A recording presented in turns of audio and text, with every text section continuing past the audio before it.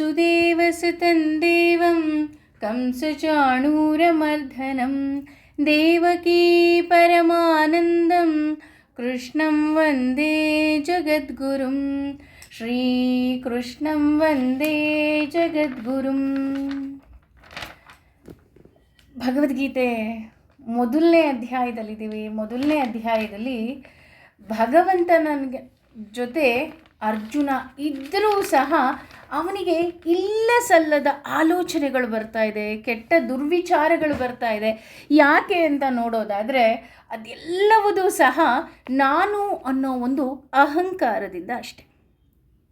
ಅಂದರೆ ಇಲ್ಲಿ ನಾನು ಅನ್ನೋ ಅಹಂಕಾರ ಬಂದ ತಕ್ಷಣ ಅವನಿಗೆ ಮಮಕಾರ ಶುರು ಆಗೋಗಿದೆ. ಇವರೆಲ್ಲರೂ ನನ್ನವರು, ಇವ್ರು ಯಾರೆಲ್ಲ ಇದ್ದಾರೆ, ಇವ್ರು ನನ್ನ ದೊಡ್ಡಪ್ಪನ ಮಕ್ಕಳು, ಚಿಕ್ಕಪ್ಪನ ಮಕ್ಕಳು, ನನ್ನ ಸಹೋದರರಿದ್ದಾರೆ, ಅಷ್ಟೇ ಅಲ್ಲ ನನ್ನ ಮೊಮ್ಮಕ್ಕಳ ವಯಸ್ಸಿನವರಿದ್ದಾರೆ, ಇವ್ರನ್ನೆಲ್ಲ ನಾನು ಹೇಗೆ ಕೊಲ್ಲಲಿ ಅನ್ನೋ ಒಂದು ಮನಸ್ಥಿತಿಗೆ ಹೋದಾಗ ನಾವು ಎಲ್ಲವುದಕ್ಕೂ ಕಾರಣ ನಮ್ಮ ಮನಸ್ಸೇ. ಏಕೆಂದರೆ ನಾವು ಮನಸ್ಸಿನಲ್ಲಿ ಒಂದು ಆಲೋಚನೆ ತಂದಾಗ ಅದಕ್ಕೆ ತಕ್ಕ ಹಾಗೆ ಪ್ರಕೃತಿಗಳು ಸಹ ನಮಗೆ ಸೂಚನೆಯನ್ನು ಕೊಡ್ತಾ ಹೋದರೆ ಕೆಲವೊಮ್ಮೆ ಏನಾಗ್ತಾ ಹೋಗುತ್ತೆ, ಆ ಆಲೋಚನೆಗಳು ಇನ್ನೂ ಕೆಟ್ಟದಾಗಿ ಹೋಗ್ತಾ ಹೋಗುತ್ತೆ ಅನ್ನೋದಕ್ಕೆ ನಮ್ಮ ಈ ಅರ್ಜುನನ ಮನಸ್ಥಿತಿ ಕಾರಣ ಅಂದರೆ ಖಂಡಿತವಾಗ್ಲೂ ತಪ್ಪಾಗೋದಿಲ್ಲ. ಯಾಕಪ್ಪ ಅಂತ ಅಂದರೆ ಅವನು ಈ 41ನೇ ಶ್ಲೋಕದಿಂದ ಈ 44ನೇ ಶ್ಲೋಕದವರೆಗೆ ಅವನಿಗೆ ಇಲ್ಲ ಸಲ್ಲದ ಆಲೋಚನೆಗಳು ಬರ್ತಾ ಇದೆ ಅಂತ ಹೇಳ್ಬೋದು. ಹಾಗಾಗಿ ಮೊದಲು ಶ್ಲೋಕವನ್ನು ನೋಡಿ ನಂತರ ಅದರ ವಿಚಾರವನ್ನು ನೋಡಕ್ಕೆ ಹೋಗೋಣ. ಅಧರ್ಮಾಭಿಭವಾತ್ ಕೃಷ್ಣ ಪ್ರದುಷ್ಯಂತಿ ಕುಲಸ್ತ್ರೀಯಃ ಸ್ತ್ರೀಷು ದುಷ್ಟ್ವಾಸು ವಾರ್ಣೇಯ ಜಾಯತೆ ವರ್ಣಸಂಕರಃ. ಇಲ್ಲಿ ಆತ ವರ್ಣಸಂಕರದ ಬಗ್ಗೆ ಮಾತಾಡ್ತಾ ಇದ್ದಾನೆ. ವರ್ಣಸಂಕರದ ಜೊತೆ ಮಾತನಾಡೋದ್ರ ಜೊತೆಗೆ ಅವನ ತಲೆಯಲ್ಲಿ ಇಲ್ಲ ಸಲ್ಲದ ವಿಚಾರಗಳು ಓಡ್ತಾ ಇದೆ. ಯಾಕಪ್ಪ ಅಂದರೆ ಅಧರ್ಮ ಅಂದರೆ ಅಧರ್ಮವು ಅಭಿಭವತ್ ಅಂದರೆ ಪ್ರಧಾನವಾಗಿರೋದ್ರಿಂದ ಹೇ ಕೃಷ್ಣನೇ ಪ್ರದರ್ಶ್ಯಂತಿ ದೂಷಿತರಾಗ್ತಾರೆ. ಯಾರಪ್ಪ ಅಂದರೆ ಕುಲಸ್ತ್ರೀಯರು. ಸ್ತ್ರೀಷು ಅಂದರೆ ಸ್ತ್ರೀಯರು ದುಷ್ಟ್ವಾಸು ದೂಷಿಸರಾಗಲು, ವಾರ್ಷ್ಣೇಯ ಅಂದರೆ ವಂಶಕರನೆ ಅಂದರೆ ಅವರ ಪೂರ್ತಿ ವಂಶವೇ ಜಾಯತೆ ವರ್ಣಸಂಕರ ಅಂದರೆ ಆ ರೀತಿ ಜಾಯತೆ ಅಂದರೆ ಉಂಟಾಗುತ್ತದೆ, ಅದರಿಂದ ಅನಪೇಕ್ಷಿತ ಸಂತಾನ ಅಂತ ಇಲ್ಲಿ ಹೇಳ್ತಾ ಹೋಗ್ತಾನೆ. ಇಲ್ಲಿ ಯಾಕೆ ಅವನು ಸ್ತ್ರೀಯರ ಬಗ್ಗೆ ಅಷ್ಟೊಂದು ಕಾಳಜಿ ವಹಿಸ್ತಾ ಇದ್ದಾನಪ್ಪ ಅಂತ ನಾವೇನಾದರೂ ನೋಡೋಕ್ಕೆ ಹೋದರೆ ನಾವು ನಿಜಕ್ಕೂ ಸಹ ಹೆಮ್ಮೆ ಪಡಬೇಕು. ಯಾಕೆ ಅಂದರೆ ಇಲ್ಲಿ ಸ್ತ್ರೀಯರಿಗೆ ತುಂಬ ಮಹತ್ವವನ್ನು ಕೊಟ್ಟಿದ್ದಾನೆ ಅಂತ ಒಂದು ದೃಷ್ಟಿಯಿಂದ ನಾವು ತೆಗೆದುಕೊಳ್ಬಹುದು. ಯಾಕೆ ಅಂತ ಅಂದರೆ ಈ ನಮ್ಮ ಸನಾತನ ಧರ್ಮ ಏನಾದರೂ ಉಳಿದಿದೆ ಅಥವಾ ನಮ್ಮ ಸಂಪ್ರದಾಯಗಳು ಉಳಿದಿದೆ, ನಮ್ಮ ಶಾಸ್ತ್ರಗಳು ಇನ್ನೂ ಸಹ ಉಳಿದಿದೆ ಅಂದರೆ ಅದಕ್ಕೆ ಮುಖ್ಯ ಕಾರಣ ಸ್ತ್ರೀಯರು. ನಾವು ಅನ್ಕೊತಿದ್ದೀವಿ ಅಷ್ಟೇ, ಅಯ್ಯೋ ಸ್ತ್ರೀಯರು ಈಗಿನ ಕಾಲದಲ್ಲಂತೂ ಪ್ಯಾಂಟ್ ಹಾಕ್ಕೊತಾರೆ, ಪಾರ್ಟಿಗೆ ಹೋಗ್ತಾರೆ. ಇಲ್ಲ, ಅವರು ಏನೇ ಮಾಡಿದ್ರೂ ಸಹ ನಮ್ಮ ಪರಿಧಿಯಲ್ಲೇ ಅವರು ಮಾಡ್ತಾ ಇದ್ದಾರೆ. They are in their limits. ಅಂದರೆ ಅವರಿಗೆ ಗೊತ್ತು ನಮ್ಮ ಶಾಸ್ತ್ರವನ್ನು ಉಳಿಸ್ಬೇಕು, ನಮ್ಮ ಸಂಪ್ರದಾಯವನ್ನು ಉಳಿಸ್ಬೇಕು. ಏನೇ ಪಿಜ್ಜಾ ತಿನ್ನಲಿ, ಏನೇ ಬರ್ಗರ್ ತಿನ್ನಲಿ, ಹಬ್ಬದ ದಿನ ಹೋಳಿಗೆ ಮಾಡೋದು ನಮ್ಮ ಹೆಂಗಸ್ರೆ ಅಲ್ವಾ? ಅಷ್ಟೇ ಅಲ್ಲ, ನಮ್ಮ ಸಾಂಪ್ರದಾಯಿಕ ಉಡುಗೆಗಳು, ಸಾಂಪ್ರದಾಯಿಕ ರುಚಿಗಳನ್ನು ಇನ್ನೂ ಸಹ ಉಳಿದಿದೆ ಅಂದರೆ ಅದಕ್ಕೆ ಕಾರಣ ನಮ್ಮ ಸ್ತ್ರೀಯರು. ಅಷ್ಟೇ ಅಲ್ಲ, ಬ್ರಿಟಿಷರಿಗೂ ಸಹ ಒಂದು ಸಲ ಡೌಟ್ ಬಂದುಬಿಡುತ್ತೆ, ಇವರು ಇಷ್ಟೆಲ್ಲ ನಾವು ಇವರ ಸಂಪತ್ತನ್ನೆಲ್ಲ ಲೂಟಿ ಮಾಡಿದ್ರೂ ಸಹ ಇವರನ್ನು ಅಷ್ಟೊಂದು ಯಾಕೆ ಇನ್ನೂ ನಾವು ಕ್ರಿಶ್ಚಿಯಾನಿಟಿಗೆ ಕನ್ವರ್ಟ್ ಮಾಡೋಕ್ಕಾಗಿಲ್ಲ ಅಂತ ಅವರು ಅಂದ್ಕೊಂಡಾಗ ಅವ್ರಿಗೆ ಗೊತ್ತಾಗುತ್ತೆ ಆ ಮೂಲ ಏನಿದೆ ಅದು ತುಂಬ ಗಟ್ಟಿಯಾಗಿದೆ. ಇಲ್ಲಿ ಅವನು ಹೇಳ್ತಾ ಇದ್ದಾನೆ, ಅಧರ್ಮಾಭಿಭವಾತ್ ಕೃಷ್ಣ ಪ್ರದುಷ್ಯಂತಿ ಕುಲಸ್ತ್ರೀಯಃ ಅಂದರೆ ಇಲ್ಲಿ ಅವನಿಗೆ ನಿಜವಾಗ್ಲೂ ಸಹ ಸ್ತ್ರೀಯರ ಬಗ್ಗೆ ಕಾಳಜಿ ಇದೆ, ಗೌರವ ಇದೆ. ಹಾಗಾಗಿ ಅವನು ಹೇಳ್ತಾ ಇದ್ದಾನೆ, ಪಾಪ ಆ ಕುಲಸ್ತ್ರೀಯರು ಪ್ರದುಷ್ಯಂತಿ ಅಂತ ಅಂದರೆ ಅವ್ರೇನಾದರೂ ದೂಷಿತರಾಗ್ಬಿಟ್ರೆ. ಯಾಕೆ ಅಂತಂದರೆ ಇಲ್ಲಿ ಅಪ್ಪ, ಮಗ, ಮೊಮ್ಮಗ ಎಲ್ಲರೂ ಇದ್ದಾರೆ. ನಾನು ಇವ್ರನ್ನೆಲ್ಲ ಕೊಂದುಬಿಟ್ರೆ ಆ ಸ್ತ್ರೀಯರು ಏನು ತಾನೇ ಮಾಡೋದಕ್ಕೆ ಸಾಧ್ಯ? ಅವರು ಮನೆಯನ್ನು ನೋಡ್ಕೊತಾರ, ಅಥವಾ ಕೆಲಸವನ್ನು ಮಾಡ್ತಾರಾ, ಅಥವಾ ಹಣ ಸಂಪಾದನೆ ಮಾಡ್ತಾರಾ? ಈ ರೀತಿ ಇದ್ದಾಗ ಏನಾಗುತ್ತೆ, ಆಗ ದೂಷಿತರಾಗುವ ಸಾಧ್ಯತೆ ಇದೆ. ಅಂದರೆ ದೂಷಿತರಾಗೇ ಬಿಡ್ತಾರೆ ಅಂತ ಇಲ್ಲಿ ಹೇಳ್ತಾ ಇಲ್ಲ, ಸಾಧ್ಯತೆ ಇದೆ ಅಂತ ಅಷ್ಟೇ ಇಲ್ಲಿ ಅರ್ಜುನ ಹೇಳ್ತಾ ಇರೋದು. ಅಷ್ಟೇ ಅಲ್ಲ, ಸ್ತ್ರೀಷು ದುಷ್ಟ್ವಾಸು ವಾರ್ಣೇಯ ಜಾಯತೆ ವರ್ಣಸಂಕರ. ಉದಾಹರಣೆಗೆ, ಆ ಸ್ತ್ರೀಯರ ಮೇಲೆ ಯಾರಾದರೂ ಸಹ ದಾಳಿ ಮಾಡಿದಾಗ ಅದರಿಂದ ವರ್ಣಸಂಕರವಾದರೆ, ಅಂದರೆ ಅನಪೇಕ್ಷಿತ ಸಂತಾನ ಉಂಟಾದರೆ ಆ ಸ್ತ್ರೀಯರು ಪಾಪ ಏನು ಮಾಡಬೇಕು? ಹಾಗಾಗಿ ಇದಕ್ಕೆ ನಾನು ಕಾರಣನಾಗ್ಬಿಡ್ತೀನಾ ಅನ್ನೋ ಒಂದು ದೊಡ್ಡ ಭಯ ಅವನಿಗೆ ಇಲ್ಲಿ ಕಾಡಲಿಕ್ಕೆ ಶುರು ಆಗ್ತಾ ಹೋಗುತ್ತೆ. ಇಲ್ಲಿ ಅವನು ಹೇಳ್ತಾ ಇರೋದು ವರ್ಣಸಂಕರ ಅಂತಲೇ ವಿನಃ ಬೇರೆ ಇನ್ಯಾವುದೋ ಉದ್ದೇಶದಿಂದ ಅವನು ಹೇಳ್ತಾ ಇಲ್ಲ.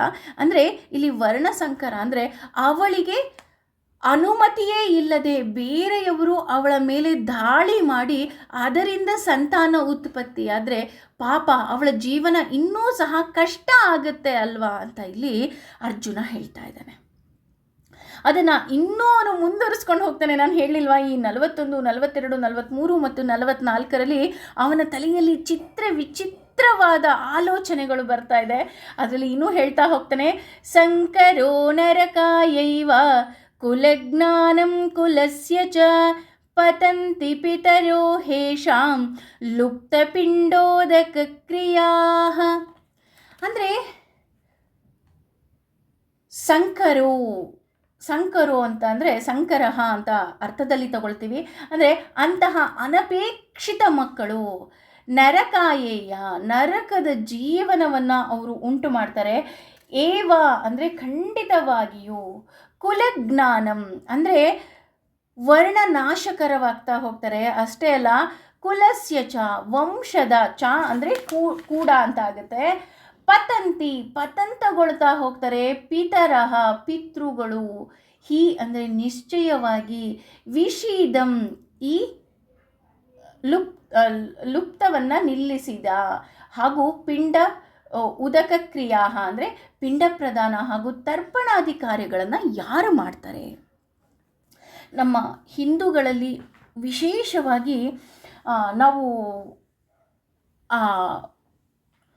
ವಯಸ್ಸಾದವರಿಗೆ ನಾವು ಸಾಕಷ್ಟು ಮಹತ್ವವನ್ನು ಕೊಡ್ತಾ ಹೋಗ್ತೀವಿ. ಹಾಗೆಯೇ ಈ ಪಿಂಡ ಪ್ರದಾನಕ್ಕೆ ತುಂಬ ನಾವು ಮಹತ್ವವನ್ನು ಕೊಡ್ತಾ ಹೋಗ್ತೀವಿ. ಇಲ್ಲಿ ಅವನು ಹೇಳ್ತಾ ಇರೋದು ಕುಲಗಳ ಕೊನೆಯಾಗಿ ಬಿಡುತ್ತೆ. ಇಲ್ಲಿ ಕುಲಗಳ ಕೊನೆಯಾಗಿ ಬಿಡುತ್ತೆ ಅಂತ ಯಾಕೆ ಹೇಳ್ತಾನಪ್ಪ ಅಂತ ಅಂದರೆ, ಆ ಕುಲಕ್ಕೆ ಅದರದೇ ಆದ ಧರ್ಮ ಇರುತ್ತೆ. ಅಂದರೆ ಇಲ್ಲಿ ಧರ್ಮ ಅಂದರೆ ಏನು ಅಂತ ಅಂದರೆ, ಯಾವುದು ಭಗವಂತನ ಬಳಿಗೆ ಕರೆದುಕೊಂಡು ಹೋಗುತ್ತೋ ಅದು ಧರ್ಮ, ಯಾವುದು ಭಗವಂತನಿಂದ ದೂರ ಮಾಡುತ್ತೋ ಅದು ಅಧರ್ಮ. ಹಾಗಾಗಿ ಅವರು ಒಂದೊಂದು ಪಂಗಡದವರು, ಒಂದೊಂದು ಕುಲದವರು ಒಂದೊಂದು ರೀತಿಯಾಗಿ ಭಗವಂತನ ಹತ್ತಿರ ಹೋಗೋದಕ್ಕೆ ಪ್ರಯತ್ನ ಪಡ್ತಾರೆ. ಉದಾಹರಣೆ, ತುಂಬ ದುಡ್ಡಿದ್ದವನು ದೇವರಿಗೆ ಕಿರೀಟವನ್ನು ಮಾಡಿಸ್ಕೊಟ್ರೆ ಕೆಲವರು ಭಗವಂತನ ಬಟ್ಟೆಯನ್ನು ಒಗೆದು ಇದು ನನ್ನ ಸೇವೆ ಅಂತ ಮಾಡ್ತಾ ಇರ್ತಾರೆ. ಹಾಗೆಯೇ ಕೆಲವರು ಹೂವು ಕೊಟ್ಟು ಸೇವೆ ಅಂತ ಮಾಡ್ತಾ ಹೋಗ್ತಾರೆ. ಆ ಒಂದು ವಂಶದವರು, ಒಂದೊಂದು ಕುಲದವರೇ ಆ ಕ್ರಿಯೆಗಳನ್ನು ಮಾಡ್ತಾ ಹೋಗ್ತಾರೆ. ಅಂದರೆ ಅದು ಅವರ ಸೇವೆ. ಅದು ಅವರು ಭಗವಂತನನ್ನು ಪ್ರೀತಿಸೋ ವಿಧಾನ ಅಂತ ಅಂದರೆ ಖಂಡಿತವಾಗ್ಲೂ ತಪ್ಪಾಗೋದಿಲ್ಲ. ಒಬ್ಬರು ತುಂಬ ಪ್ರೀತಿಯಿಂದ ಮಾತಾಡಿಸಿದ್ರೆ ಕೆಲವರು ಬೈದ್ಬಿಟ್ಟು ಮಾತಾಡಿಸ್ತಾರೆ ಅಲ್ವಾ? ಹಾಗೆ ಒಬ್ಬೊಬ್ಬರು ಒಂದೊಂದು ರೀತಿ ಮಾಡ್ತಾ ಹೋಗ್ತಾರೆ. ಆಗ ಆ ವರ್ಣಸಂಕರವಾದರೆ ಏನಾಗ್ತಾ ಹೋಗುತ್ತೆ? ಕುಲನಾಶವಾಗ್ತಾ ಹೋಗುತ್ತೆ. ಈ ರೀತಿ ಕುಲನಾಶ ಆಗ್ತಾ ಹೋದಾಗ ಆ ಪಿತೃಗಳಿಗೆ ಹೇಗೆ ಅವರಿಗೆ ಮೋಕ್ಷ ದೊರಕುತ್ತೆ? ಉದಾಹರಣೆ, ವೃದ್ಧರಾದ ತಂದೆ ತಾಯಿಗಳು ಮನೇಲಿರ್ತಾರೆ, ಅವರಿಗೆ ಒಂದು ಅನ್ನ ಕೊಡೋರಿಲ್ಲ, ಒಂದು ನೀರು ಕೊಡೋರಿಲ್ಲ ಅಂತ ಅಂದರೆ ಅವರ ಶಾಪ ನಮಗೆ ತಟ್ಟೋದಿಲ್ವಾ? ಇದಕ್ಕೆ ಉದಾಹರಣೆಯಾಗಿ ನಾವು 2 ಕಥೆಯನ್ನು ತಗೋಬೋದು. ಒಂದು, ನಮ್ಮ ಈಗಿನ ಯೋಧರ ಕತೆ ತಗೊಂಡ್ರೆ, ಒಬ್ಬ ಯೋಧ ಮನೆಗೆ ಹೋಗ್ತಾನೆ ಯುದ್ಧವನ್ನು ಮುಗಿಸ್ಕೊಂಡು, ಅವನ ಕೈ ಕಟ್ಟಾಗೋಗಿರುತ್ತೆ. ಈ ಪಿಕ್ಚರ್ ತುಂಬ ಜನ ನೋಡಿದ್ದೀರಾ ಅನ್ಕೊತೀನಿ. ಆವಾಗ ಅವನು ಕೈ ಹಿಂದೆ ಇಟ್ಕೊಂಡು ಮನೆ ಬಾಗಿಲನ್ನು ಬಡಿತಾನೆ. ಆಗ ಆ ಮನೆಯಲ್ಲಿದ್ದಂತಹ ಪುಟ್ಟ ಬಾಲಕಿ ಅವಳ ಮಗಳು ಬಂದು ಬಾಗಿಲು ತೆಗೆದಾಗ ಅವಳು ಅಂದ್ಕೊತಾಳೆ ಅಪ್ಪ ಕೈ ಹಿಂದೆ ಇಟ್ಕೊಂಡಿದ್ದಾರೆ ಅಂತ. ಅಂದರೆ ಬಹುಶಃ ನನಗೆ ಚಾಕ್ಲೇಟ್ ತಂದಿರ್ಬೋದು ಅಂತ ಆ ಮಗು ಯೋಚನೆ ಮಾಡಿದ್ರೆ, ಹೆಂಡತಿ ಓಡಿ ಬಂದು ಓಹೋ ನನಗೋಸ್ಕರ ಹೂ ಹಿಂದೆ ಇಟ್ಕೊಂಡಿದ್ದಾನಾ ಗಂಡ ಅಂತ ಯೋಚನೆ ಮಾಡ್ತಾಳೆ. ಆದರೆ ಗಂಡನಿಗೆ ಗೊತ್ತಿರುತ್ತೆ ನನ್ನ ಕೈ ಕಟ್ಟಾಗಿದೆ, ನನ್ನ ನೋಡಿದ ತಕ್ಷಣ ಆ ಕೈ ಕಟ್ಟಾಗಿರೋದೇನಾದರೂ ಮನೆಯವ್ರು ನೋಡಿದ್ರೆ ಅವ್ರಿಗೆ ಎಷ್ಟು ನೋವಾಗ್ಬೋದು ಅನ್ನೋದು ಆ ಗಂಡನಿಗೆ ಗೊತ್ತಿರುತ್ತೆ, ಅಂದರೆ ಆ ಯೋಧನಿಗೆ ಗೊತ್ತಿರುತ್ತೆ. ಆ ರೀತಿ ಅರ್ಧಂಬರ್ಧ ಜೀವಗಳಾಗಿ ಇವರೇನಾದರೂ ಮನೆಗೆ ಹೋಗ್ಬಿಟ್ರೆ ಆ ಮನೆಯಲ್ಲಿರುವ ಮನಸ್ಥಿತಿಗಳು ಎಷ್ಟು ನೋವುಂಟಾಗತ್ತೆ. ಆಗ ಆ ಮನೇಲಿರೋರೆಲ್ಲ ಶಾಪ ಹಾಕೋದಿಲ್ವಾ, ಯಾರು ಈ ರೀತಿ ಮಾಡಿದ್ದು, ಅವರು ಮನೆತನ ಹಾಳಾಗಲಿ ಅಂತ ಅವರು ನಮಗೆ ಶಾಪವನ್ನು ಕೊಡೋದಿಲ್ವಾ ಅಂತ ಇಲ್ಲಿ ಅರ್ಜುನ ಯೋಚನೆಯನ್ನು ಮಾಡ್ತಾ ಇದ್ದಾನೆ. ಅಷ್ಟೇ ಅಲ್ಲ, ಇದಕ್ಕೆ ಇನ್ನೂ ಒಂದು ಉದಾಹರಣೆ ಹೇಳಬೇಕು ಅಂದರೆ ನಮ್ಮ ದಶರಥ ಮಹಾರಾಜ. ಅವನು ಕಾಡಿಗೆ ಹೋಗ್ತಾನೆ. ಕಾಡಿಗೆ ಹೋದಾಗ ಅಂದರೆ ಬೇಟೆಗೆ ಅಂತ ಹೋಗ್ತಾನೆ. ಆ ನೀರಿನ ಶಬ್ದ ಬುಳುಬುಳು ಶಬ್ದ ಬರುತ್ತೆ. ಬುಳುಬುಳು ಶಬ್ದ ಬಂದ ತಕ್ಷಣ ಯಾವುದೋ ಒಂದು ಪ್ರಾಣಿ ನೀರು ಕುಡಿತಿರಬಹುದು ಅಂತ ಬಾಣವನ್ನು ಹೂಡ್ಬಿಡ್ತಾನೆ. ಅಲ್ಲಿ ನೋಡಿದ್ರೆ ಶ್ರವಣಕುಮಾರ ಸತ್ತು ಬಿದ್ದುಬಿಡ್ತಾನೆ. ಆಗ ಆ ಶ್ರವಣಕುಮಾರ ಅಂತಾನೆ, ಇಲ್ಲ ನಾನು ನನ್ನ ತಂದೆ ತಾಯಿಗೆ ಈ ರೀತಿ ನಾನು ಪ್ರವಾಸಕ್ಕೆ ಕರೆದುಕೊಂಡು ಬಂದಿದ್ದೆ, ದಯವಿಟ್ಟು ಅವರು ನೀರು ಕೇಳ್ತಾ ಇದ್ದಾರೆ, ದಯವಿಟ್ಟು ನೀರು ತೊಗೊಂಡು ಹೋಗ್ಕೊಡು, ಇಲ್ಲಾಂದರೆ ಅವ್ರು ಸತ್ತು ಹೋಗ್ಬಿಡ್ತಾರೆ. ದಶರಥ ಮಹಾರಾಜ ನೀರು ತೊಗೊಂಡು ಹೋಗಿ ಕೊಟ್ಟಾಗ ಅವ ತಂದೆ ತಾಯಿ ಇಬ್ಬರಿಗೂ ಸಹ ಕಣ್ಣು ಕಾಣಲಿಲ್ಲ ಅಂದ್ರೂ ಅವರಿಗೆ ಸ್ಪರ್ಶದಲ್ಲಿ ಗೊತ್ತಾಗುತ್ತೆ, ಅವನ ಚಲನವಲನದಲ್ಲಿ ಗೊತ್ತಾಗುತ್ತೆ ಇವನು ನನ್ನ ಮಗ ಅಲ್ಲ ಅಂತ. ಆಗ ದಶರಥ ಮಹಾರಾಜ ಹೇಳ್ತಾನೆ, ಇಲ್ಲ ಈ ರೀತಿ ಅಜಾಗರೂಕತೆಯಿಂದ ನನಗೆ ಹೀಗಾಗೋಯ್ತು, ದಯವಿಟ್ಟು ನನ್ನನ್ನು ಕ್ಷಮಿಸಿ ಅಂತ ಕೇಳಿದ್ರೂ ಸಹ ಆ ತಂದೆ ತಾಯಿಗಳಿಗೆ ಆ ಪುತ್ರ ವಿನಿಯೋಗ ತಡ್ಕೊಳ್ಳೋದಕ್ಕಾಗೋದೇ ಇಲ್ಲ. ತಕ್ಷಣ ಶಾಪವನ್ನು ಕೊಟ್ಬಿಡ್ತಾರೆ, ನೀನೂ ಸಹ ನಮ್ಮ ಹಾಗೆ ಪುತ್ರ ವಿನಿಯೋಗದಲ್ಲೇ ಸಾಯಿ ಅಂತ ಅಲ್ವಾ. ಹಾಗಾಗಿ ಇಲ್ಲಿ ಅದನ್ನು ಹೇಳ್ತಾ ಇದ್ದಾನೆ, ಅಯ್ಯೋ ವಯಸ್ಸಾದ ತಂದೆ ತಾಯಿಗಳ ಶಾಪ ಕೊಟ್ಬಿಟ್ರೆ ಇಲ್ಲಿ ಗತಿ ಏನು. ಅಥವಾ ಲುಪ್ತ ಪಿಂಡೋದಕ ಕ್ರಿಯಾಹ, ಅವರ ಕ್ರಿಯೆಗಳನ್ನು ಯಾರು ಮಾಡ್ತಾರೆ. ಉದಾಹರಣೆ, ವರ್ಣಸಂಕರದಿಂದ ಯಾವುದೋ ಒಂದು ಅನಪೇಕ್ಷಿತ ಸಂತಾನ ಉಂಟಾಯಿತು ಅಂದರೆ ಆ ಸಂತಾನದವರು ಈ ಕಾರ್ಯಗಳನ್ನು ಮಾಡಿದ್ರೆ ಅದು ಯಾವುದೇ ಕಾರ್ಯಕ್ಕೂ ಸಹ ಇವರ ಸಂತಾನಕ್ಕೆ ಸೇರೋದಿಲ್ಲ, ಅಂದರೆ ಇವರ ಕುಲಕ್ಕೆ ಸೇರೋದಿಲ್ಲ. ಹಾಗಾಗಿ ಇನ್ನೂ ಸಹ ಆ ನರಕದ ದಾರಿಗೆ ಅವರು ಹೋಗ್ತಾರಲ್ವಾ. ಹಾಗಾಗಿ ಇಲ್ಲಿ ಸಂಕರೋ ನರಕಾಯ ಇವ ಕುಲಜ್ಞಾನಂ ಕುಲಸ್ಯ ಚ, ನರಕಕ್ಕೆ ಹೋಗ್ತಾರೆ ಎಲ್ಲರೂ, ಆ ನೋವಿನಿಂದ ನರಕಕ್ಕೆ ಹೋಗ್ತಾರೆ. ಅಷ್ಟೇ ಅಲ್ಲ, ಪತಂತಿ ಪಿತರೋ ಹೇಷಾಂ ಲುಪ್ತ ಪಿಂಡೋದಕ ಕ್ರಿಯಾ, ಆ ಮಗು ಯಾವ ಧರ್ಮವನ್ನು ಪಾಲಿಸಬೇಕು ಅಂತ ಗೊತ್ತಾಗೋದಿಲ್ಲ, ಯಾವ ಕುಲವನ್ನು ಫಾಲೋ ಮಾಡಬೇಕು ಅಂತ ಗೊತ್ತಾಗೋದಿಲ್ಲ. ಯಾಕೆ ಅಂದರೆ ಅನಪೇಕ್ಷಿತ ಸಂತಾನ, ಆತ ಏನು ಕೆಲಸವನ್ನು ಮಾಡಬೇಕು ಅಂತ ಗೊತ್ತಾಗೋದಿಲ್ಲ. ಹಾಗಾಗಿ ಇದೆಲ್ಲವೂ ಸಹ ನನಗೆ ದೋಷ ಬರೋದಿಲ್ವಾ ಕೃಷ್ಣ ಅಂತ ಇಲ್ಲಿ ಆತ ಕೇಳ್ತಾ ಇದ್ದಾನೆ.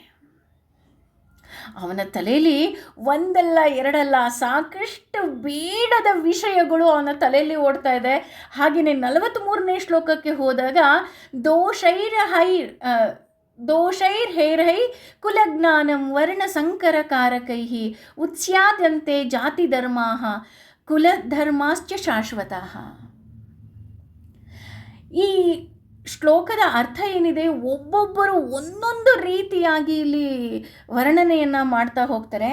ಆದರೆ ಇಲ್ಲಿ ಅಂದರೆ ಒಂದು ಸ್ವಲ್ಪ ಆಳಕ್ಕೆ ಇಳಿದು ನೋಡಿದಾಗ ದೋಷೈರ್ ಅಂದರೆ ತಪ್ಪುಗಳಿಂದ, ಏತೈ ಈ ಎಲ್ಲ, ಕುಲಜ್ಞಾನಂ ಅಂದರೆ ಕುಲನಾಶಕರ, ವರ್ಣಸಂಕರ ಅಂದರೆ ಅನಪೇಕ್ಷಿತ ಮಕ್ಕಳು, ಕಾರಕಕ್ಕೆ ಕಾರಣವಾಗ್ತಾರೆ, ಉತ್ಸ್ಯಾದಂತೆ ನಾಶವಾಗ್ತಾ ಹೋದರೆ ಜಾತಿ ಧರ್ಮ ಸಮುದಾಯದ ಯೋಜನೆಗಳು, ಕುಲಧರ್ಮ ಅಂದರೆ ಕುಲದ ಸಂಪ್ರದಾಯಗಳು, ಛ ಅಂದರೆ ಕೂಡ ಶಾಶ್ವತ ಅಲ್ವಾ. ಇಲ್ಲಿ ತುಂಬ ಜನ ಏನು ಅನ್ಕೊಂಡ್ಬಿಡ್ತಾರೆ, ಜಾತಿ ಧರ್ಮ ಕುಲಧರ್ಮ ಇದೆಲ್ಲ ಬಂದಿದೆ ಅಂದ ತಕ್ಷಣ ಇದನ್ನೆಲ್ಲ ನಾವು ಬಿಟ್ಟು ಹೋಗಲೇಬಾರ್ದು ಅನ್ನೋ ಒಂದು ಥಾಟ್ಗೆ ಹೋಗ್ಬಿಡ್ತಾರೆ. ಆದರೆ ಇದು ನಿಜವಾಗ್ಲೂ ತಪ್ಪು ಅಂತ ಹೇಳ್ಬೋದು. ಯಾಕೆಂದರೆ ನಮ್ಮ ಕನಕದಾಸರು ಎಷ್ಟು ಚೆನ್ನಾಗಿ ಹೇಳ್ತಾರಪ್ಪ ಅಂತ ಹೇಳಿದ್ರೆ, ಕುಲ ಕುಲ ಕುಲವೆಂದು ಹೊಡೆದಾಡದಿರಿ, ನಿಮ್ಮ ಕುಲದ ಮಹಿಮೆಯೇನೇನಾದರೂ ಬಲ್ಲಿರಾ ಬಲ್ಲಿರಾ ಅಂತ ಹೇಳ್ತಾ ಹೋಗ್ತಾರೆ ಅಲ್ವಾ. ಅಂದರೆ ಯಾಕೆ ನೀನು ನಿನ್ನ ಕುಲ ಅಂತಿದ್ಯಾ? ಆ ಕುಲದ ಮಹಿಮೆ ನಿನಗೆ ಗೊತ್ತಾ?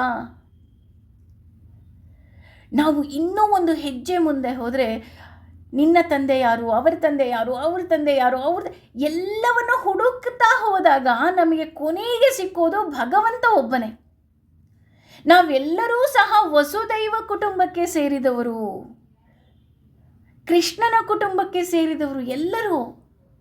ಹಾಗಾಗಿ ಈ ಜಾತಿ ಧರ್ಮ ಇರಬಹುದು ಅಥವಾ ಈ ವರ್ಣಸಂಕರ ಇಸ್ ಡಿಫ್ರೆಂಟ್, ಆದರೆ ಇಲ್ಲಿ ಈ ಕುಲ ಇರ್ಬೋದು, ಇದೆಲ್ಲವೂ ಸಹ ನಾವು ಮಾಡಿಕೊಂಡಿರೋದು. ಭಗವಂತ ಮೊದಲಿಂದ ಮಾಡಿದ್ದು ಒಂದೇ, ವರ್ಣಗಳು ಅಂದರೆ ಏನು? 4 ವರ್ಣಗಳಿದೆ. ಆ 4 ವರ್ಣಗಳು ನಮ್ಮೆಲ್ಲರಿಗೂ ಗೊತ್ತಿರೋ ಹಾಗೆ ಬ್ರಾಹ್ಮಣ, ವೈಶ್ಯ, ಶೂದ್ರ ಮತ್ತು ಕ್ಷತ್ರಿಯ. ಅವರ ಕೆಲಸದಿಂದ ಇವರು ಇದನ್ನು ಡಿವೈಡ್ ಮಾಡಿದರೆ ವಿನಃ ಯಾವುದೋ ಒಂದು ಜಾತಿಯಿಂದ ಮಾಡಿಲ್ಲ. ಬ್ರಾಹ್ಮಣ ಅಂದರೆ ಯಾರು ಅಧ್ಯಾಯವನ್ನು ಮಾಡ್ತಾರೆ, ಯಾರು ಪಾಠನವನ್ನು ಮಾಡ್ತಾರೆ ಅಥವಾ ಯಾರು ಜ್ಞಾನವನ್ನು ಹಂಚುತ್ತಾರೆ, ಅವರು ಬ್ರಾಹ್ಮಣರು. ಎಲ್ಲ ಗುರುಗಳು, ಎಲ್ಲ ಟೀಚರ್ಗಳು ಸಹ ಈ ಬ್ರಾಹ್ಮಣ ಜಾತಿಗೆ ಸೇರ್ತಾರೆ. ಅಂದರೆ ವರ್ಣಕ್ಕೆ ಸೇರ್ತಾರೆ. ಇನ್ನು ಕ್ಷತ್ರಿಯರು ಅಂದರೆ ಯಾರು ಹೋಗಿ ಆರ್ಮಿಯಲ್ಲಿ ಸೇರ್ಕೊಂಡಿರ್ತಾರೋ, ಯಾರು ನಮ್ಮ ರಕ್ಷಣೆಯನ್ನು ಮಾಡ್ತಾರೋ ಅವರು. ಹಾಗೆಯೇ ವೈಶ್ಯ ಅಂದರೆ ಯಾರು ಹೊಟ್ಟೆಪಾಡಿಗೆ ವ್ಯಾಪಾರವನ್ನು ಮಾಡ್ತಾನೋ ಅವನು. ಇನ್ನು ಶೂದ್ರ ಅಂತ ಹೇಳಿದ್ರೆ ಯಾರು ಇನ್ನೊಬ್ಬರಿಗೆ ಕಂಬನಿಯನ್ನು ಮಿಡಿತಾನೋ, ಯಾರು ಸ್ಪಂದನೆಯನ್ನು ಮಾಡ್ತಾನೋ ಅವನು. ಹಾಗಾಗಿ ನಾವು ಇದನ್ನು ಈಗಿನ ಕಾಲಕ್ಕೆ ತೆಗೆದುಕೊಂಡ್ರೆ ಒಂದೇ ಮನೆಯಲ್ಲೇ ನಾವು ಈ 4 ವರ್ಣದವರನ್ನು ನೋಡ್ತಾ ಹೋಗ್ಬೋದು. ಹಾಗೆಯೇ ಇಲ್ಲಿ ಜಾತಿ ಅಂತ ಬಂದರೆ ಆ ಜಾತಿ ಅಂತ ಹೇಳ್ತಾ ಹೋದರೆ ಒಂದು ಸಮುದಾಯ ಅಂತ. ಒಂದು ಸಮುದಾಯ ಅಂದರೆ ಏನು? ಅವರದೇ ರೀತಿಯಾದಂತಹ ಒಂದು ಸ್ವಲ್ಪ ಜನ ಗುಂಪು ಕಟ್ಟಿಕೊಂಡು ಅವರದೇ ಆದಂತಹ ಒಂದು ಆಚಾರ ವಿಚಾರಗಳನ್ನು ನಡೆಸಿಕೊಂಡು ಬಂದಿರ್ತಾರೆ ಅಷ್ಟೆ. ಆದರೆ ಈ ಯುದ್ಧದಿಂದ ಏನು ಅವರು ಅವರದೇ ಆದಂತಹ ಒಂದು ಪದ್ಧತಿಯನ್ನು ಮಾಡ್ಕೊಂಡಿರ್ತಾರೆ, ಅಥವಾ ಭಗವಂತನ ಸೇವೆಗೆ ಅಂತ ನಾವು ತಗೊಂಡ್ರೆ ಭಗವಂತನ ಸೇವೆಗೆ ಏನೆಲ್ಲ ತಗೊಂಡಿರ್ತಾರೆ ಅದು ಹಾಳಾಗುವುದಿಲ್ವಾ ಅಂತ ಇಲ್ಲಿ ಕೇಳ್ತಾ ಇದ್ದಾನೆ. ಹಾಗೆಯೇ ಇಲ್ಲಿ ಜಾತಿ ಧರ್ಮ ಅಂತ ಅಂದರೆ ಜಾತಿಗೆ ಅಂದರೆ ಯಾವುದೋ ಒಂದು ಈಗಿನ ಕಾಲದ ಜಾತಿಗಳಲ್ಲ, ನಾವೆಲ್ಲರೂ ಸಹ ಮನುಷ್ಯ ಜಾತಿಯೇ. ಅಂದರೆ ಇವರು ರಾಕ್ಷಸರಾಗೋದಿಲ್ವೇ ಆಹಾಕಾರದಿಂದ? ಅಥವಾ ಈ ಕುಲಧರ್ಮ ಅಂತ ತೆಗೆದುಕೊಂಡಾಗ ನಾನು ಆಗಲೇ ಹೇಳಿದಾಗ ಒಂದೊಂದು ಧರ್ಮದ ಆಚರಣೆ ಒಂದೊಂದು ರೀತಿ ಇರುತ್ತೆ, ಆ ಧರ್ಮದ ಆಚರಣೆ ತಪ್ಪೋದಿಲ್ವಾ? ಉದಾಹರಣೆ, ಈಗ ನಾವು ತಿರುಪತಿ ಅಂತ ತೆಗೆದುಕೊಂಡ್ರೆ ಅಲ್ಲಿ ಒಂದೊಂದು ಕುಲದವರು ಒಂದೊಂದು ಸೇವೆಯನ್ನು ಮಾಡ್ಕೊಂಡು ಬರ್ತಾ ಇದ್ದಾರೆ, ಅವರದೇ ಆದಂತಹ ಸೇವೆ. ಆ ರೀತಿ ಇಲ್ಲಿ ನಾವು ಹಾಳಾಗೋದಿಲ್ವೇ ಅಂತ ಕೇಳ್ತಾ ಇದ್ದಾನೆ. ಇದಕ್ಕೆ ಇನ್ನೂ ಒಂದು ಬೆಸ್ಟ್ ಎಕ್ಸಾಂಪಲ್, ಈಗ ನಾವು ಕಲಿಯುಗಕ್ಕೆ ತಗೋಬೇಕು ಅಂತ ಅಂದರೆ ಈ ದೋಷೈರ್ ಅಂತ ತಗೊಂಡ್ರೆ ಅಥವಾ ವರ್ಣಸಂಕರ ಅಂತ ತೆಗೆದುಕೊಂಡ್ರೆ, ಈ ವರ್ಣಸಂಕರಕ್ಕೆ ಬ್ರಿಟಿಷರು ನಮ್ಮ ಭಾರತದ ಮೇಲೆ ದಾಳಿ ಮಾಡಿದಾಗ ಅಥವಾ ಬೇರೆಯವರು ದಾಳಿ ಮಾಡಿದಾಗ ಅವರು ಯುದ್ಧ ಗೆಲ್ಲುತ್ತಿದ್ದ ಹಾಗೆ ಪಾಪ ಅಟ್ಯಾಕ್ ಮಾಡ್ತಾ ಇದ್ದಿದ್ದೇನೆ ರಾಣಿಯರ ಮೇಲೆ, ಸ್ತ್ರೀಯರ ಮೇಲೆ. ಅದರಿಂದ ಅನಪೇಕ್ಷಿತ ಸಂತಾನ ಉಂಟಾದರೆ ಪಾಪ ಆ ಮಕ್ಕಳು ಎಲ್ಲಿ ಸೇರ್ತಾರೆ, ಹೇಗೆ ಮಾಡ್ತಾರೆ? ಹಾಗೆಯೇ ಈ ಯುದ್ಧದಲ್ಲೂ ಅಷ್ಟೇ ಎಲ್ಲ ವಯಸ್ಸಿನವರು ಇರೋದ್ರಿಂದ, ತಾತನ ವಯಸ್ಸಿನವರಿದ್ದಾರೆ, ಅಪ್ಪನ ವಯಸ್ಸಿನವರಿದ್ದಾರೆ, ಹಾಗೂ ಮೊಮ್ಮಕ್ಕಳ ವಯಸ್ಸಿನವರಿದ್ದಾರೆ. ಇವರು ಎಲ್ಲರೂ ಇರೋದ್ರಿಂದ ನಾನು ಇವರನ್ನು ನಾಶ ಮಾಡೋದ್ರಿಂದ ಆ ಕುಲವೇ ನಾಶ ಆಗೋದಿಲ್ವಾ? ಅಥವಾ ಆ ಕುಲದಲ್ಲಿ ಇರುವವರೆಲ್ಲರೂ ಸಹ ನನಗೆ ಶಾಪ ಹಾಕೋದಿಲ್ವಾ? ಯಾರು ಇದನ್ನು ಮಾಡಿದ್ರು ಅಂತ ಯಾರಾದರೂ ಶಾಪ ಹಾಕಿದ್ರೆ ಅದು ನನಗೆ ತಟ್ಟೋದಿಲ್ವಾ? ಹೇಗೆ ದಶರಥ ಮಹಾರಾಜನಿಗೆ ಶಾಪ ತಟ್ಟೋ ಹಾಗೆ ನನಗೂ ತಟ್ಟುತ್ತಾ? ನನ್ನ ಮಕ್ಕಳನ್ನು ಯುದ್ಧದಲ್ಲಿ ಸಾಯಿಸಿಬಿಟ್ಟ ಅರ್ಜುನ, ಅವನ ವಂಶವೂ ಸಹ ನಿರ್ವಂಶ ಆಗಲಿ ಅಂತ ಹೇಳಿ ಶಾಪ ತಟ್ಬಿಟ್ಟತ. ಇದಕ್ಕೆ ನಿಜವಾಗ್ಲೂ ಉದಾಹರಣೆ ಹೇಳಬೇಕು ಅಂತ ಅಂದರೆ, ಕುರುಕ್ಷೇತ್ರ ಯುದ್ಧ ಎಲ್ಲ ಆದಮೇಲೆ ಕೃಷ್ಣ ಪಾಪ ಹೋಗ್ತಾನೆ ಗಾಂಧಾರಿ ಬಳಿ. ಅಂದರೆ ಅಮ್ಮ ಕ್ಷಮೆ ಇರಲಿ ಅಂತ ಕೇಳೋದಕ್ಕೆ ಹೋಗ್ತಾನೆ. ಆದರೆ ಅವನು ಹೋಗಿದ ತಕ್ಷಣವೇ ಗಾಂಧಾರಿ ಆತನಿಗೆ ಎಂಥ ಶಾಪ ಕೊಟ್ಬಿಡ್ತಾಳೆ ಅಂತ ಅಂದರೆ, ನಿನ್ನ ಕಣ್ಣು ಮುಂದೆಯೇ ನಿನ್ನ ವಂಶದವರು ಯುದ್ಧ ಮಾಡಿ ಜಗಳವಾಡಿ ಅವರೆಲ್ಲರೂ ಸಹ ನಾಶವಾಗಿ ಹೋಗಲಿ, ಅದು ನೀನು ನೋಡು ಅಂತ ಹೇಳಿ ಶಾಪ ಕೊಟ್ಬಿಡ್ತಾಳೆ. ಈಗಲೂ ಸಹ ಗಾಂಧಾರಿಯನ್ನು ಪೂಜೆ ಮಾಡ್ತಾರೆ. ಯಾಕೆ ಅಂತ ಅಂದರೆ ಆ ಶಾಪ ತಟ್ಟದೇ ಇರಲಿ ಅಂತ. ಅಂದರೆ ನಾವೆಲ್ಲರೂ ಸಹ ವಸುದೈವ ಕುಟುಂಬ ಅಂತ ಹೇಳೋದಕ್ಕೆ ಅದೂ ಒಂದು ಕಾರಣ.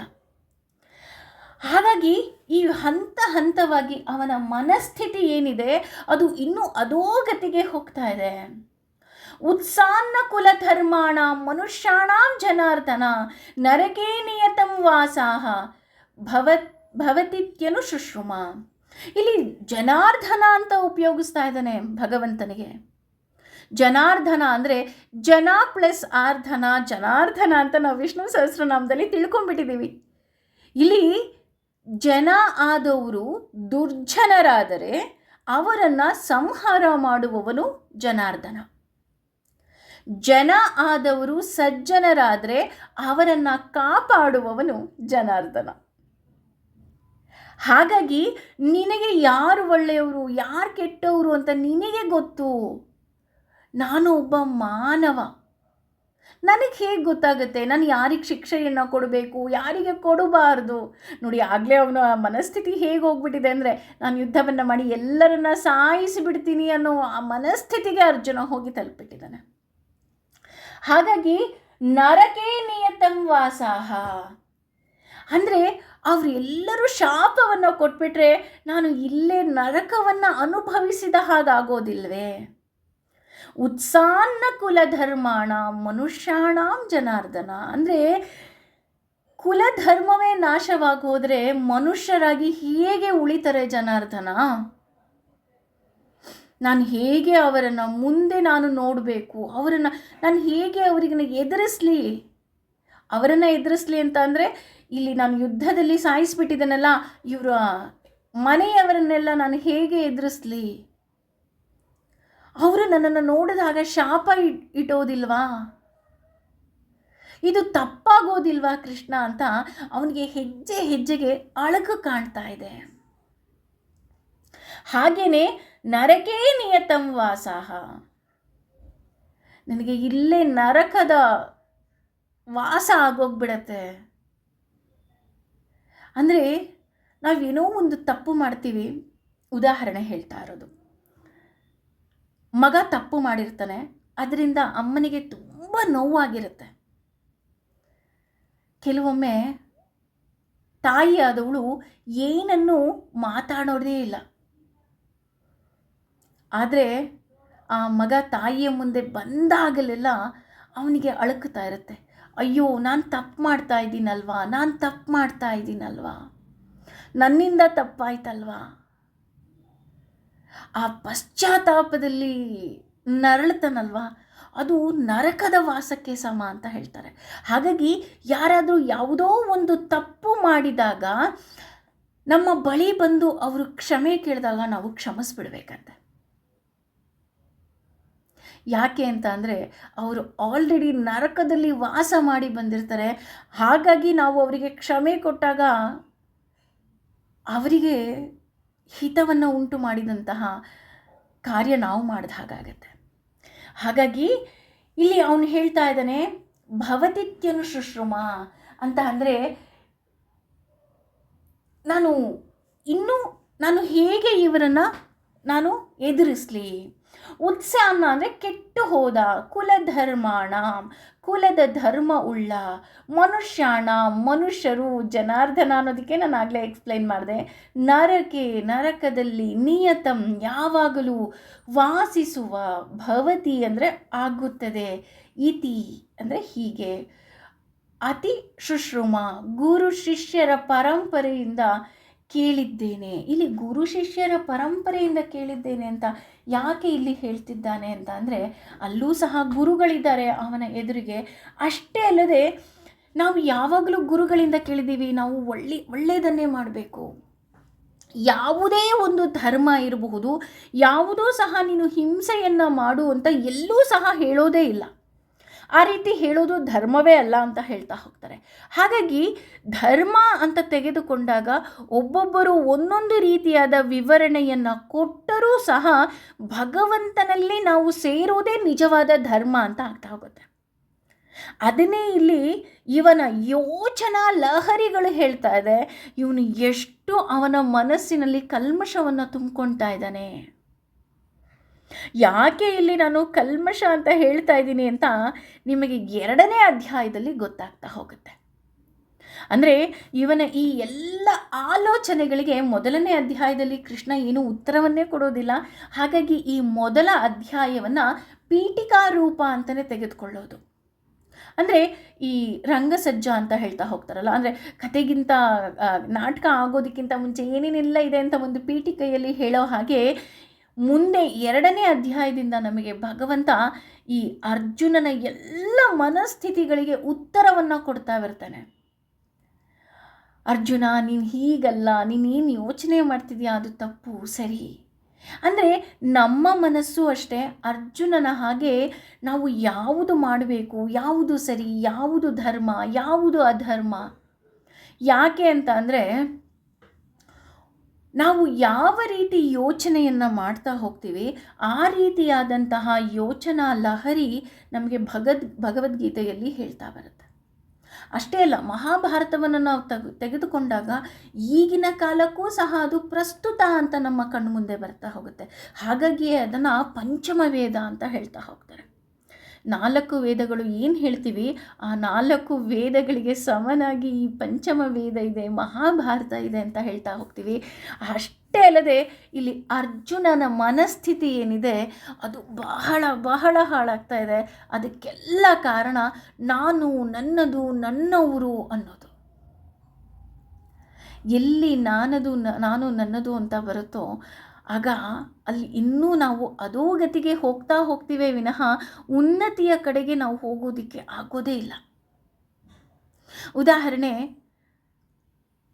ನಾವು ಏಣಿಯನ್ನು ಹೇರಬೇಕು ಅಂದರೆ ನಮ್ಮ ಒಂದು ಸಾಧನೆಯನ್ನು ಮಾಡಬೇಕು ಅಂದಾಗ ನಾವು ಕಾಲಿಗೆ ಒಂದು 10 kg ನನ್ನಮ್ಮ, 10 kg ನನ್ನಪ್ಪ, 10 kg ನನ್ನ ಧರ್ಮ, 10 kg ನನ್ನದೇ, ಇದೆಲ್ಲ ಕಟ್ಕೊಂಡು ನಾವು ಆ ಯಶಸ್ಸಿನ ಕಡೆಗೆ ಹೋಗೋದಕ್ಕೆ ಆಗತ್ತಾ? ಆಗಲ್ಲ. ಆ ನಾನು ಅನ್ನುವ ಆ ಒಂದು ಸೂಕ್ಷ್ಮ ಕೊಂಡಿಯನ್ನು ಬಿಚ್ಚಿದಾಗ ನಾವು ಸಾಧನೆಯತ್ತ ಹೋಗ್ಬೋದು. ಇಲ್ಲಿ ಸಾಧನೆ ಅಂದರೆ, ಮೇಡಮ್ ನನಗೆ ಯಾವುದೇ ರೀತಿಯಾದಂತಹ ಸಾಧನೆಯೇ ಇಲ್ಲ ನನ್ನ ಜೀವನದಲ್ಲಿ ಅಂತ ಹೇಳೋದಲ್ಲ. ನಾವೆಲ್ಲರೂ ಸಹ ಸಾಧಕರೇ. ಯಾಕೆ ಅಂತಂದರೆ ನಮಗೂ ಸಹ ಭಗವಂತ ಆ ಮೋಕ್ಷದ ಕಡೆಗೆ ಕರೆದುಕೊಂಡು ಹೋಗಲಿ ಅಂತ ಹೇಳಿ ನಾವು ಕೇಳ್ಕೋಬೇಕಾಗತ್ತೆ. ಹಾಗಾಗಿ ಹೆಜ್ಜೆ ಹೆಜ್ಜೆಗೆ ಅರ್ಜುನ ನಾನು, ನನ್ನದು, ನನ್ನವರು ಅನ್ನೋ ಈ ಮಮಕಾರದಲ್ಲೇ ಅವನು ಮತ್ತಷ್ಟು ಸಿಲುಕಿ ಹಾಕ್ಕೊಳ್ತಾ ಇದ್ದಾನೆ. ಇದನ್ನು ಹೇಗೆ ಭಗವಂತ ಬಿಡಿಸ್ತಾ ಹೋಗ್ತಾನೆ ಅನ್ನೋದನ್ನು ನಾವು 2ನೇ ಅಧ್ಯಾಯದಲ್ಲಿ ನೋಡಬಹುದು. ಹಾಗೆ ಈ 41ರಿಂದ 44ನೇ ಶ್ಲೋಕದವರೆಗೂ ಅರ್ಜುನ ಕುಲಧರ್ಮ, ಜಾತಿ ಧರ್ಮ, ವರ್ಣ ಸಂಕರ ಈ ರೀತಿಯಾದಂತಹ ಮಾತನ್ನೇ ಆಡ್ತಾ ಇದ್ದಾನೆ. ಎಷ್ಟೋ ಜನ ಏನು ಅಂದ್ಕೊಂಡ್ಬಿಡ್ತಾರೆ ಅಂದರೆ ವರ್ಣಸಂಕರ ಅಂದ ತಕ್ಷಣ ಬೇರೆ ಜಾತಿಯಿಂದ ಹುಟ್ಟಿದ ಮಕ್ಕಳು ಅಂತ ಆ ರೀತಿಯಾದಂತಹ ವಿವರಣೆಯನ್ನು ಕೊಡ್ತಾರೆ. ಆದರೆ ಇಲ್ಲಿ ವರ್ಣಸಂಕರ ಅಂತ ಅಂದರೆ ಬೇಡದ ಸಂತಾನ ಅಂತ. ಅಂದರೆ ಈಗ ಯುದ್ಧದಿಂದ ಬೇರೆಯವರು ದಾಳಿ ಮಾಡಿ ಆ ಹೆಣ್ಣಿಗೇನಾದರೂ ಆ ಸಂತಾನ ಹುಟ್ಟಿದ್ರೆ ಆ ಸಂತಾನ ಪಾಪ ತುಂಬ ಕಷ್ಟಪಡುತ್ತಲ್ವಾ ಕೃಷ್ಣ ಅಂತ ಇಲ್ಲಿ ಹೇಳ್ತಾ ಹೋಗೋದು. ಹಾಗೆ ಇಲ್ಲಿ ಜಾತಿ ಧರ್ಮ ಅಂದರೆ ಒಂದು ಸಮುದಾಯದ ಧರ್ಮ ಅಂತ. ಅಂದರೆ ಈಗ ನಾವು ಸೌತ್ ಇಂಡಿಯಾದಲ್ಲಿ ತಗೊಂಡಾಗ ನಾವು ಅನ್ನವನ್ನು ನೈವೇದ್ಯ ಮಾಡಿದ್ರೆ ನಾರ್ತ್ ಇಂಡಿಯಾಗೆ ಹೋದಾಗ ಅವರು ರೊಟ್ಟಿಯನ್ನು ಚಪಾತಿಯನ್ನು ನೈವೇದ್ಯ ಮಾಡ್ತಾರೆ. ಆ ರೀತಿ ಅವರದೇ ಆದಂತಹ ಪ್ರಾಂತೀಯವಾದಂತಹ ಕೆಲವು ಭಗವಂತನಿಗೆ ನೈವೇದ್ಯಗಳಿರಬಹುದು ಅಥವಾ ಆಚಾರ ವಿಚಾರಗಳಿರಬಹುದು, ಸ್ವಲ್ಪ ಬದಲಾಗ್ತಾ ಹೋಗುತ್ತೆ. ಅದನ್ನು ಇಲ್ಲಿ ತೆಗೆದುಕೊಳ್ತಾ ಇದ್ದಾರೆ. ಹಾಗೆಯೇ ಇಲ್ಲಿ ಮನುಷ್ಯಾಣ ಅಥವಾ ಜಾತಿ ಧರ್ಮ ಅಂತ ತೆಗೆದುಕೊಂಡ್ರೆ, ನಾವೆಲ್ಲರೂ ಸಹ ಮನುಷ್ಯ ಜಾತಿಗೆ ಸೇರಿದವರು. ನಾವು ರಾಕ್ಷಸರ ಹಾಗೆ ವರ್ತಿಸಿದ್ರೆ ಅದು ಎಷ್ಟರ ಮಟ್ಟಿಗೆ ಸರಿ? ಏಕೆಂದರೆ ನಾವು ಭಗವಂತನನ್ನು ಸೇರಬೇಕು ಅಂತ ಅಂದಾಗ ನಾವು ಇನ್ನಷ್ಟು ಮತ್ತಷ್ಟು ಮಗದಷ್ಟು ಶರಣಾಗತಿ ಆಗ್ತಾ ಹೋಗಬೇಕೇ ವಿನಃ ನಾವು ರಾಕ್ಷಸರ ಪ್ರವೃತ್ತಿಯನ್ನು ನಾವು ತೋರಿಸಿದ್ರೆ ಅದಕ್ಕೆ ಅರ್ಥವೇ ಇಲ್ಲ. ಹಾಗಾಗಿ ಇಲ್ಲಿ ಜನಾರ್ದನನಾಗಿ ಕೃಷ್ಣ ನಮ್ಮಲ್ಲಿರುವಂತಹ ದುರ್ಬುದ್ಧಿಗಳನ್ನು ನಾಶ ಮಾಡಲಿ ಅಂತ ಹೇಳಿ ಕೇಳ್ಕೊಳ್ತಾ ಇವತ್ತಿನ ತರಗತಿಯನ್ನು ಮುಗಿಸೋಣ. ಐ ಹೋಪ್ ಇವತ್ತಿನ ತರಗತಿ ನಿಮ್ಮೆಲ್ಲರಿಗೂ ಇಷ್ಟ ಆಯಿತು ಅಂತ ಭಾವಿಸ್ತೀನಿ. ಧನ್ಯವಾದಗಳು. Thank you.